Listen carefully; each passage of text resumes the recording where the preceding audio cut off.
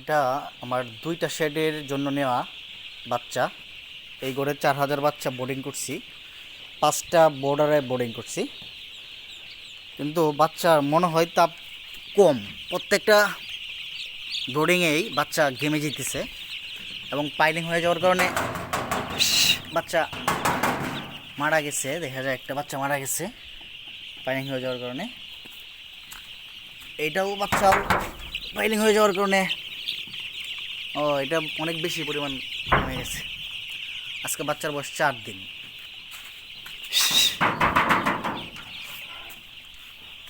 এটার মধ্যে কম, এটাও ভেজা আছে বাচ্চা, কিন্তু পরিমাণে কম। এটার মধ্যেও কম, এটার মধ্যেও কম আছে। বাচ্চা হয়ে গেছে।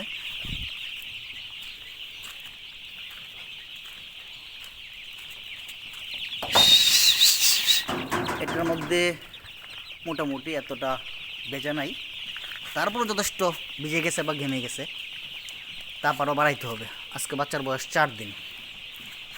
ঠান্ডার মধ্যে এটাই সমস্যা, বাচ্চা পাইলিং হয়ে যায়, মারা যায়। আপনাদের বাচ্চার কি অবস্থা যারা বাচ্চা নিচ্ছেন?